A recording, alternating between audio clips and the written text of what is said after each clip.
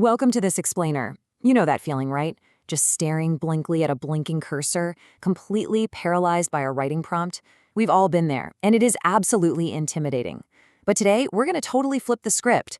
We are going to treat writing not as some mysterious, magical spark of inspiration, but as literal construction.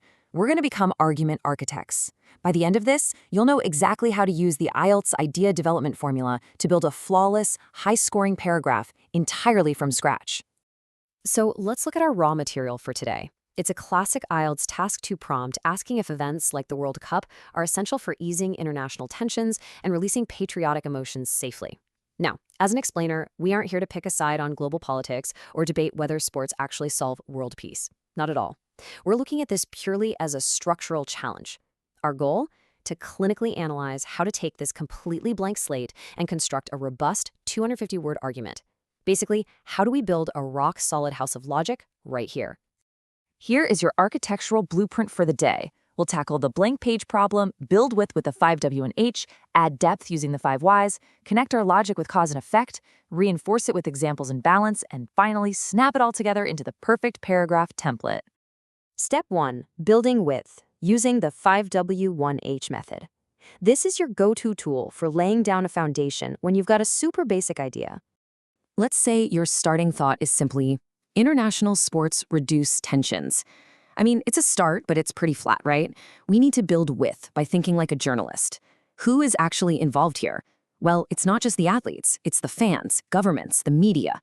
What are they doing? They're engaging in peaceful competition. When and where? During massive global events like the World Cup, inside packed stadiums and during public celebrations. Why does it even work?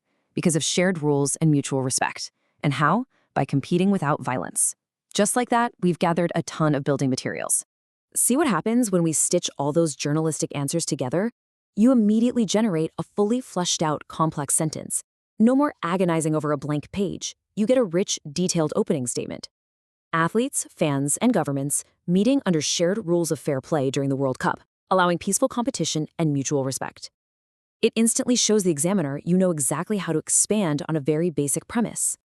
Now that we've got our wide foundation, let's talk about building depth. We're going to use the 5 Ys method to dig right down into the bedrock. So if our core claim is that sport safely releases patriotic emotions, we can't just drop that statement and walk away. Nope. We have to act like investigators and literally ask why 5 times. Why does this matter? Well, people naturally feel pride in their country. Okay, why is that something we need to address? Because they need a public outlet to express it. Why sports, though? Because sport offers peaceful competition. Why is it peaceful? Because victory relies on skill and teamwork, not violence. And finally, why is this the ultimate goal? Because it successfully turns nationalism into a celebration rather than aggression. And when you combine those answers, look at the depth you achieve. Sport transforms national pride into peaceful competition based on skill, giving citizens a safe channel to celebrate identity. We just took a basic claim and gave it some serious academic weight. We mapped out exactly how success relies on discipline rather than hostility, and we didn't have to guess. We just followed that chain of whys all the way to the bottom. All right, so we have width and depth, but a building needs wiring to actually function, right? So let's look at connecting logic using cause and effect. This is such a brilliant way to map out logical flow. You start with one simple cause. International sports bring rival countries together. That's the spark. And that triggers a chain reaction. Step 1, people interact. Because they interact, step 2 happens, stereotypes are reduced. And because those stereotypes fade, we hit our final effect. Diplomatic tension softens.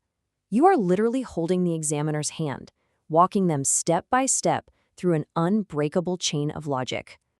Up next is reinforcement examples and counterarguments, because honestly, an argument isn't safe until you actually prove your claims.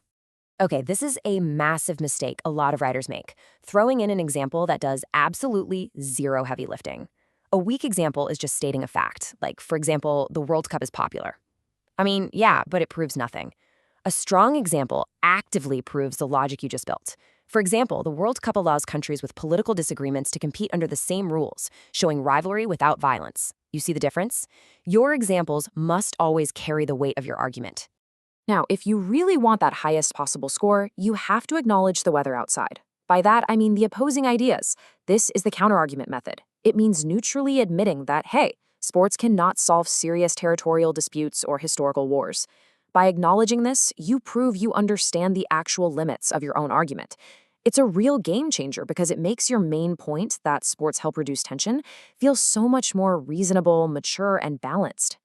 We've got our materials, our tools, and our reinforced framing. It is finally time for the perfect paragraph template.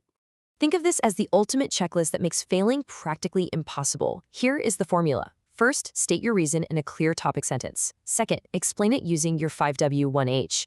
Third, dig deeper with your 5 whys or your cause and effect. Fourth, reinforce it with a strong active example. Fifth, clearly state the result. And finally, link it all firmly back to the prompt.